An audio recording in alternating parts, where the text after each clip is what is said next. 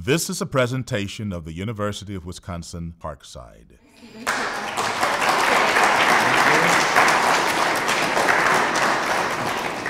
we do have a couple of questions here lined up already for the candidates.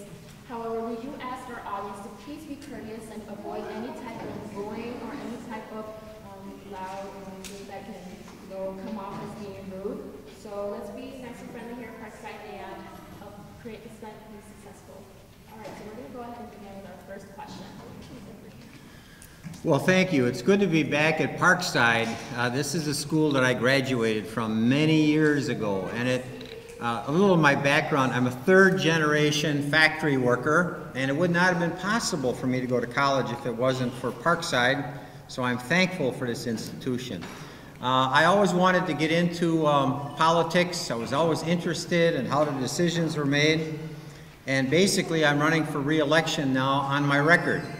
I have worked certainly for education, for increasing money for UW system, tech schools, and K-12. Now, you know I lost those battles in the last budget, but I think it's so important that we have, in the future, money for education. I've also fought for senior care, just a good program in Wisconsin to help seniors get their drugs through a good system that they like. I've been an advocate in the past, and I am now, for minimum wage increases. I think that's the way we get our economy moving again.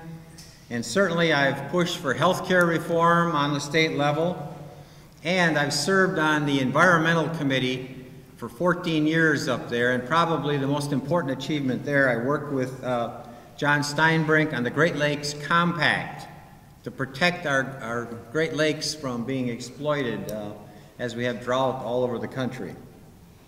So with that, I'm anxious to hear your questions later on in the program. Thank you. Hi, I'm Pam Stevens, and I am a resident of Kenosha for 17 years. I have 5 children and a wonderful grandson, which I'm sure you'll probably hear at some point tonight. So we will make sure we keep it brief because I know that some of you college students still have night classes that you have to get to. I was on the Kenosha Unified School Board for 9 years, president for 2 years. Actually, I've held every office that there is on the school board in the past 9 years. I've always been an advocate for education, even before I got on the school board, by being involved in various committees connected to the school board and connected to the schools that my children have gone to. My oldest daughter, Christina, is a graduate of Parkside, so I'm kind of biased where Parkside is concerned because she had a great time here and she got a great education here at Parkside. You know, I've advocated for children, for students, and for parents. That's what got me into the political realm. That's what got me into serving my community, was education. Because without education, some form of education, be it college or trade schools, children cannot go further. Students cannot go further. It's important. And the way to grow the economy is to have jobs. And we have to make sure that when you graduate, you have jobs. You can have all of the programs in the world, but when you graduate and you don't have a job, it's as if all of these years that you spent here were for nothing. My daughter graduated from here with a bachelor's degree. She has a job, but not a job in the field that she went to school for. So we have to make sure that when you all graduate, we're giving you jobs in the area that you've worked for 4, 5, 6 years to get to. So that's what we need to do, is make sure that when you walk out of those doors, you're walking into the doors of the businesses or organization or the trade that you've trained to be in.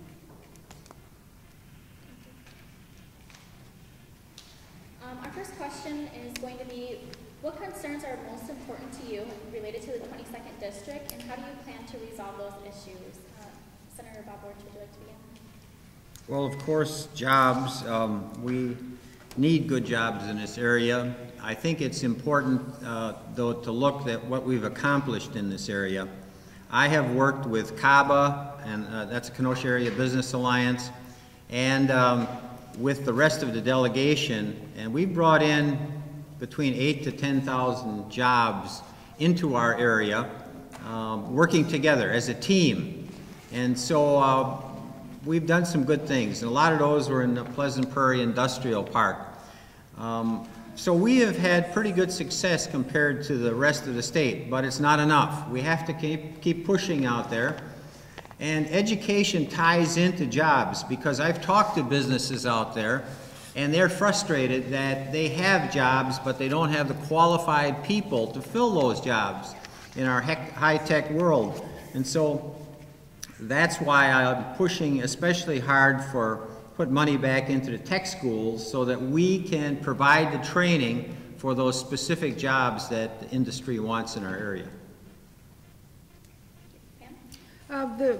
Jobs is very important in the 22nd District. As you can drive around the 22nd District, you see all of the empty buildings and places that people could be going into with their businesses. We've lost over like 300,000 jobs in this state over the last few years, and we've got to bring that back, preferably to the 22nd District in southeast Wisconsin. It's a trickle effect. If you bring the jobs here to the 22nd District, it's going to be a trickle effect to the state, and those jobs are going to start coming in there. We have a record number of people that are on food stamps and that are unemployed, people that need assistance. We've got to figure out a way to get them off of the dependency. We have to figure out a way, because they want to work. People they don't want to be on food stamps. They don't want to be dependent on the government. They want a job. They want to be able to get up every morning and go to work. So jobs are very important. And it's also very important safety in our communities. When you walk outside, you need to feel like you're going to be safe. You shouldn't have to look over your shoulders all the time. We are in the middle between Chicago and Milwaukee, and I don't have to tell you the things that are going on in those cities. I don't want that here in Kenosha. I chose Kenosha as a place to raise my family, my children. My grandson is here. This is where my grandson is being raised. I want it safe here for them. So we have to make sure that the safety is here too in place for everybody to live. Also, education. That's going to always be a passion of mine. We have an issue with the funding in education.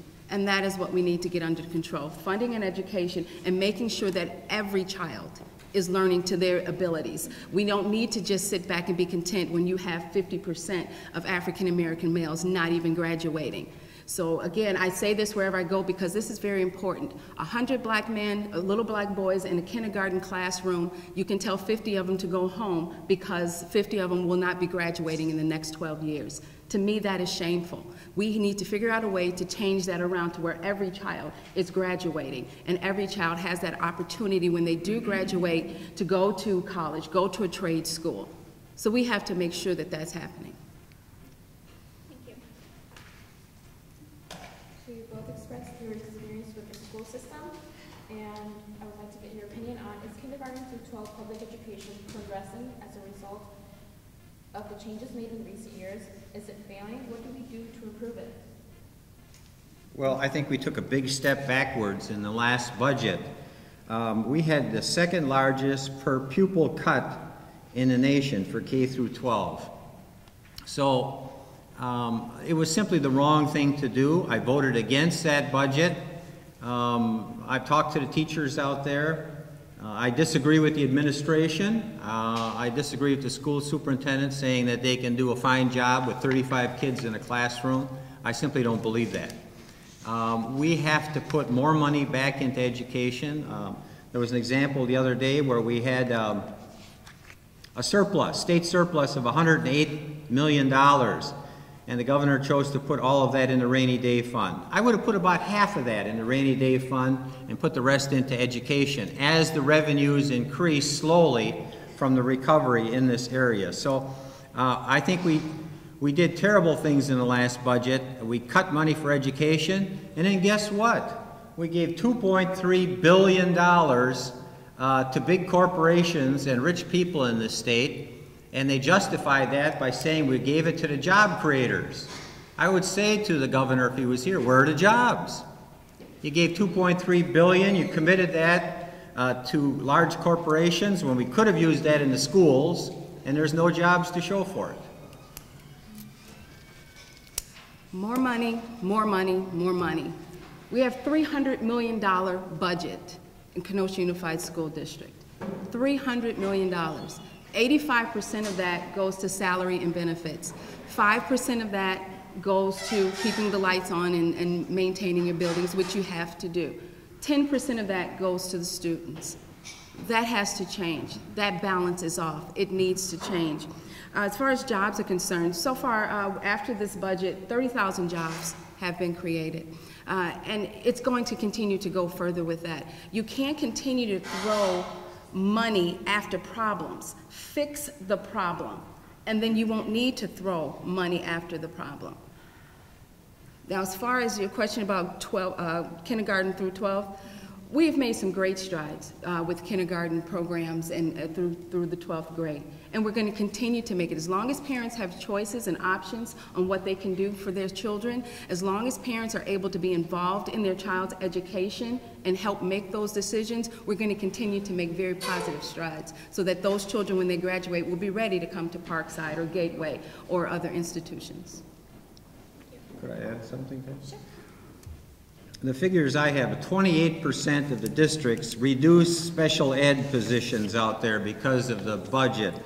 That's an area where we are underfunded by the federal government for special ed, and we had to cut even 28% of the districts had to cut even more back from that figure because there was less funding for Madison. Okay. As far as special education is concerned, we are mandated by the federal government to supply a certain amount of funding for special education and actually have a certain amount of staffing for that. So that's covered. That's the money funds that we get that comes through there. Those numbers are a little bit skewed because if we didn't do that, we wouldn't get the funding that we do get. So we do have that funding in place for special education.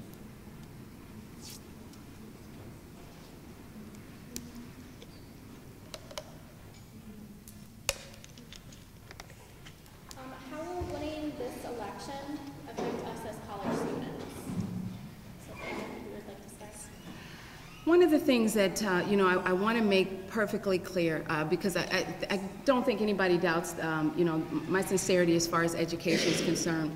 What I want to do to make sure, again, is like I said in my opening statements, is making sure that there are jobs available for you when you graduate. You all work very hard to get your degrees and your certifications. You ought to know that when you walk out of that door with that diploma in your hand, you're going to be able to get a job. And one of the things that's a high priority of mine is making sure that there are jobs available for you, that when you do walk out of there, you're qualified for those jobs and that you can compete for those jobs. And I would agree basically with what Pam said, that we should have jobs out there for our college graduates so they don't have to move to other states. But, we've had some strange policies in the state. Over at Gateway, hats off to them for doing a lot of things with alternative energy. And they have trained people for wind energy over there, how to work on windmills and for jobs. Yet the governor blew up a compromise that we had on siting new wind energy turbines out there, and so we can't have an expansion in that area. So the graduates from Gateway in that area will have to go to other states to find jobs. And that is a new industry that was promised, but we had a delicate compromise before Walker came in, but he threw it out, and I don't know if we can do it again. I don't believe in I don't know if we can do it again. I'm a firm believer in we can be successful at anything we try. There is no brick wall stopping us. If your party won the majority in the state legislature, what will you and your party do to make higher education more affordable for students? First of all, it's not about the party. I think that you've got to get away from being about Democrats or being about Republicans. It's about issues. And if there is a good idea, and just because you don't like the source, don't dismiss the good idea. That's one of my favorite quotes. You've got to be able and willing to work with everybody. And just because an idea comes from the Democrats doesn't mean it's a bad idea. Just because it comes from the Republicans doesn't mean it's a bad idea. If it's a good idea and it's going to help the constituency and the students in this building and the people in the 22nd district, then everybody needs to be on board with that idea, regardless of where it comes from. So when we continue to talk about party politics, that's what got us in this mess in the first place, because we're too partisan. We need to get away from that and be about the issues. And that's why, people want to say Republican, Democrat. No, I'm about the people in this community. It's about we the people. Well, first of all, everyone in this country has a right to their opinion, but everyone doesn't have a right to their own set of facts. And the facts in the last session were simply that the Republicans were in control. They cut education across the board. So if I'm in a majority next time, and I think we did it under Doyle, we prioritized education as number one, even in a tough economy. You know, one of the things that I've always been successful at when I was on the school board for 9 years is being that it is a nonpartisan position, I was always able to put the people first, the people that I was representing. So again, regardless of if it's a Republican in control or a Democrat in control, if it's a good idea, I'm going to be on board to make sure that idea goes forward. Thank you. Kind of getting away from the education side, we'll start with you, Senator. Are you in favor of the I-94 bypass through Racine? Why or why not? Well, I think yes, but it depends if it's on the schedule to be done. They're promised 14 years out, but we have to do our projects that are on the schedule right now and then look at that. I worked for the I-94 expansion for a time as an outreach specialist. And there was a lot of planning that went into that, years and years of planning, months of planning. So I was involved in a lot of those meetings. I think anything that helps people or that it's getting people to work quicker or efficiently, if the money is available and it's not having to be taken away from something that's completely necessary, then I'm all for it. Again, having all of the facts in front of me, I always look at the facts and I'll always, you know, make my decision from there. But if it's helping people get to work efficiently, then yes, I'd be for that. Thank you.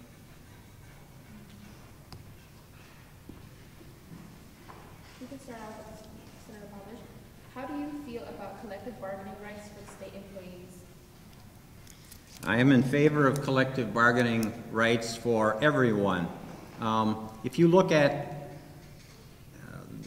if you're Catholic, the papal encyclicals will say that you have a right to form a union, you have a right to a just wage.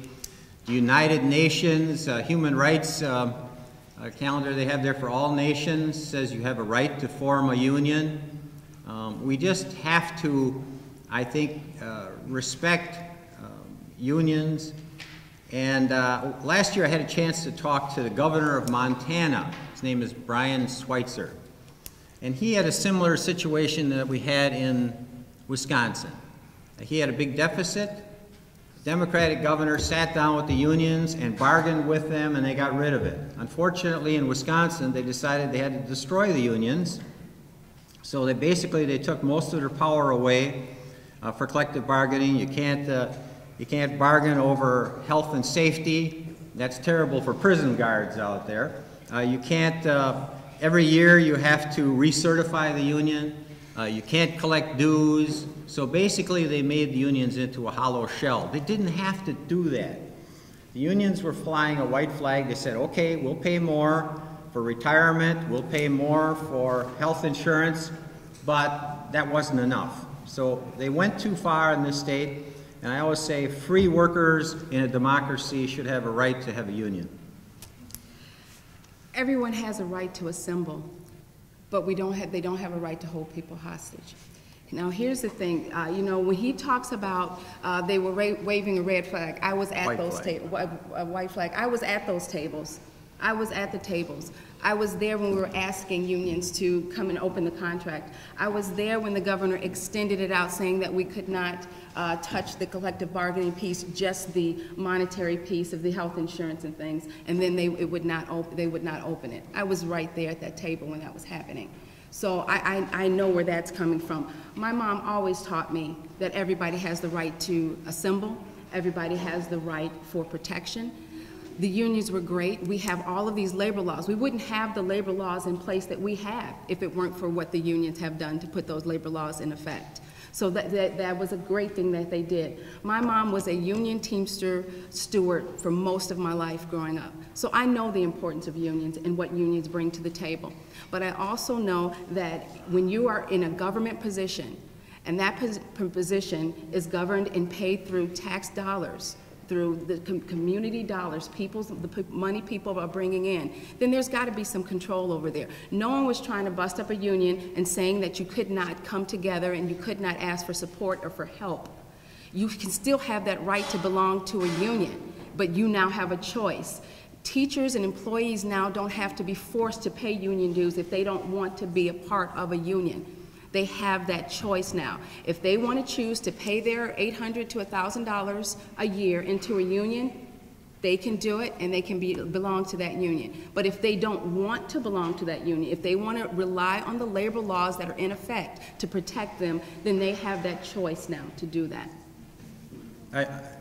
I might add, my opponent says they have the right to use the laws that are in place now.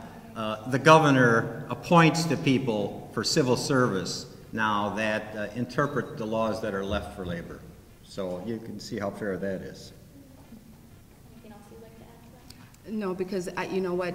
People are elected to office, and if there was a majority of people that had an issue with what anyone's doing, then that person would not be in office. The next question has to deal with, in our first question, we asked you what your guys' biggest concern was, and you guys both mentioned jobs. So how do you guys plan to adjust the issue of job creation? And we'll go ahead and start with Pam. One of the things that I've noticed a lot is that people sit around and they kind of wait for companies or businesses to come and give them a call and say, I'm interested in coming to your community. What do you have to offer me? Or what deals can you give me? Or what can I do to come to your community?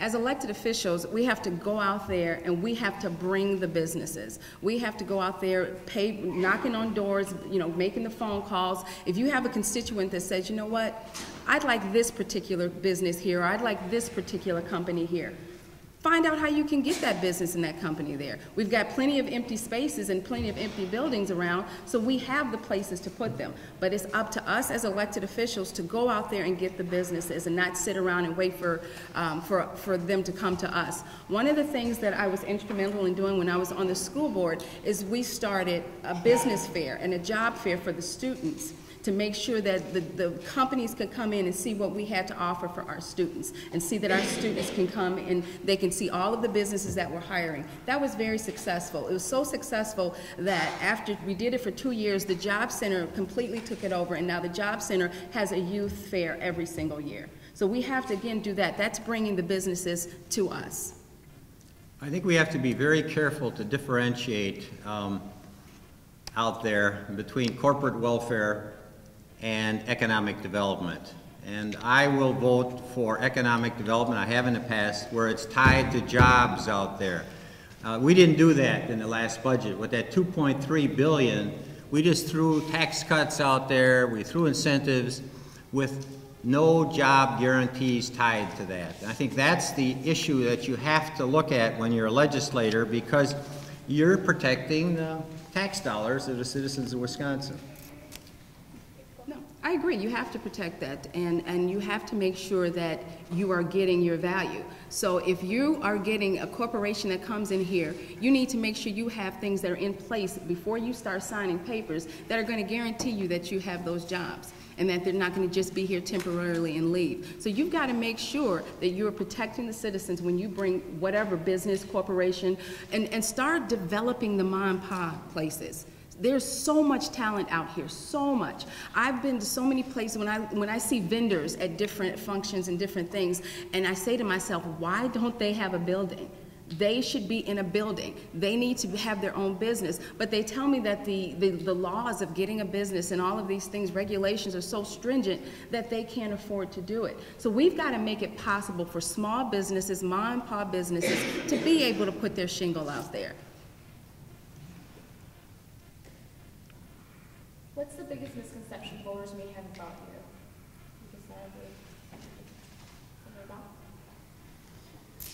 Well, they look at the party labels all the time. I happen to be an independent Democrat in that I have gone against Jim Doyle.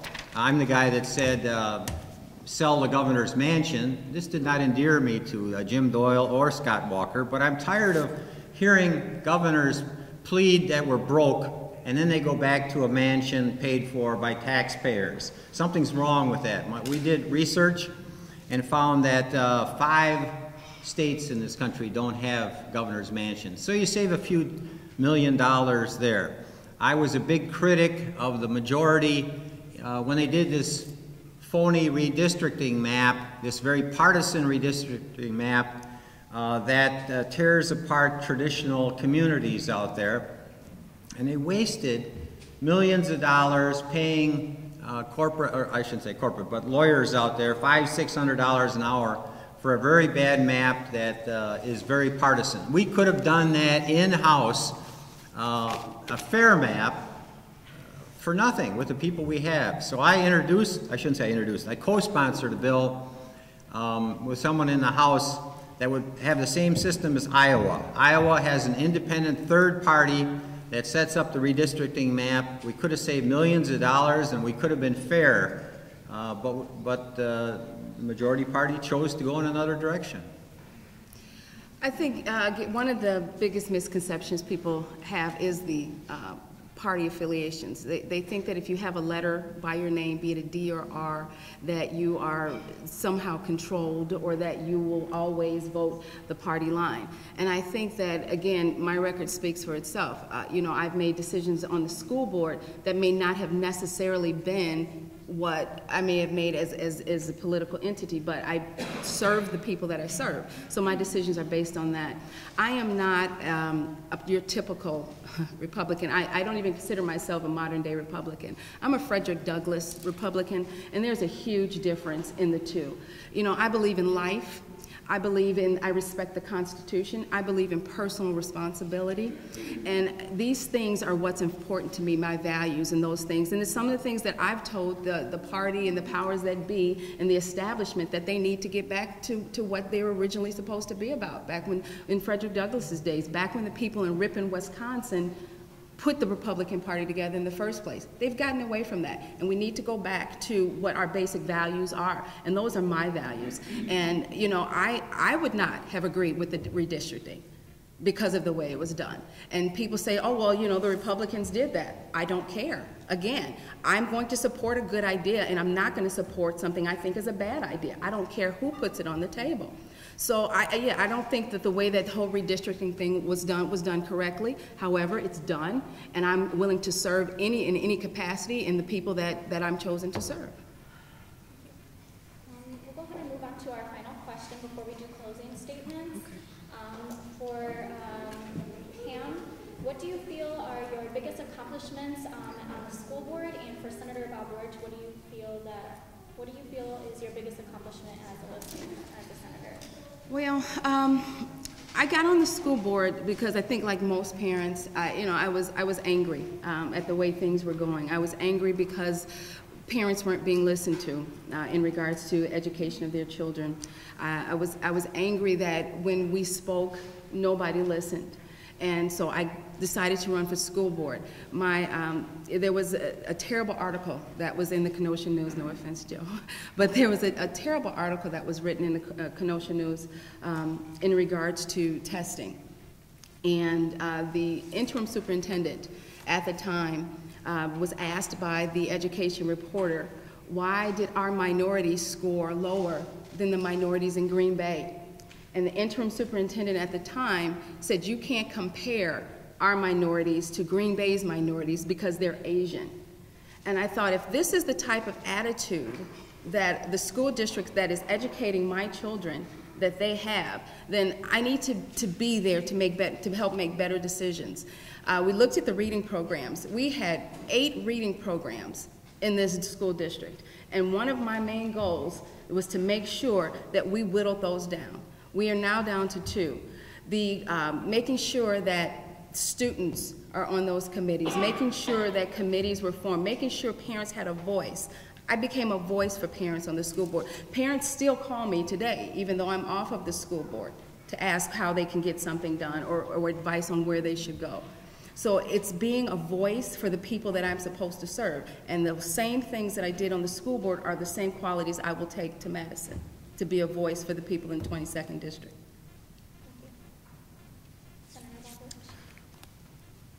When you're an elected representative like I am, you serve all of the people. But I have gone out of my way, I think, to help the groups that cannot afford the expensive lobbyists that you have in Madison. So I've pushed for senior care when the other party was trying to kill it.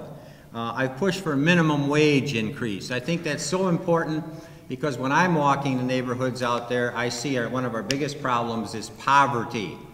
I was one of the luckiest people in the world because when I got out of high school, there were 10 different factories in Kenosha. They all were union factories. They paid good wages, good benefits, and you could work there until you retired. They're all gone now. So I think that is a burden we have to recognize as public officials. Like I say, I'm for an increase in the minimum wage. I was one of them that looked at health care reform on the state level. I think those are things we have to do to help the people that can't afford expensive lobbyists. And then we'll start closing statements with Pam. You know, I wanted to just real briefly talk about the whole lobbyist and that expense. You know, one of the things that I also would like to do is, because the campaign and election, it needs some type of reforming. It's very difficult for everyday people like we are who decide that we want to do something for our community, we want to serve our community, to get out there and vote, to get out there and run for office. People say, I can't afford that, it's too much money. Well, you've got so many special interest groups out here just throwing money on both sides of the spectrum at candidates. Well, that kind of puts a little burden on other people, everyday people that may not have those connections, that may not want all of this money funneled in here. There needs to be some type of campaign finance reform to where all of this money, millions and millions of dollars on both sides, was spent in these past few elections. That's ridiculous. Those millions and millions of dollars could have been going back into education, could have been coming back here to Parkside, could have been going to KUSD or Racine Unified. Those are the things that we have to look at, and we need to change those. Those things need to be reformed. Well, I'm going to use my closing time to address a subject that didn't come up in the questions, and I think it's very important. It's the war on women out there. I think it's so important. We have had a personhood bill that was introduced in this state. That's where, and I'm amused, the Republicans, I always say they drive around the Capitol with decals on their bumpers that say small government, but when they get inside they make big government decisions. They want to tell women if they can use birth control pills or not. That's outrageous. That's part of personhood out there, and you know, in so many other ways. Equal pay for women, no, they didn't want to do that in the state. So I think that's an important subject that certainly we should stand up for. I want to close by saying no politician in Kenosha in the last 20 years has walked the neighborhoods as much as I have. I've been out there in almost every neighborhood. It's one of the joys of my life being out there, because you think you know your hometown, and you really don't unless you walk the neighborhoods and talk to the people. And I've gotten ideas for legislation. I've learned how neighborhoods change and what people want out there, and that's why we try and do very good constituent work to serve those people when they have a problem. Can I please address the war on women? I am a woman. And I think that, you know, as a female, for people to say that there's a war against me, first of all, I want people to stay out of my gynecologist's office, okay? That's my personal room, that's where I am. You don't need to tell me how to take care of my body. I know how to take care of my body, and I will take care of my body, because I am a woman and I'm strong enough to do that. So I don't need anybody else telling me how I can take care of my body. And if I decide to go out here and have sex, guess what? I'm gonna pay for my own protection to do that. And I expect everybody else to have that personal responsibility to where they pay for their own contraceptives, because it's called personal responsibility. And as far as somebody trying to tell somebody they can't have birth controls, nobody's saying you can't have birth control. They're saying you go pay for it, or you don't indulge in sex. It's as simple as that. That's not true. That's not true, That's not, read the bill. Unless something is physically wrong and the FDA needs to get involved because something is wrong with birth control pills that's causing women illnesses, no one is forcing you saying you can't have birth control pills. Okay. Well, we'd like to take the time to take a break and thank both candidates for coming here today to Parkside. We really appreciate you guys supporting our event.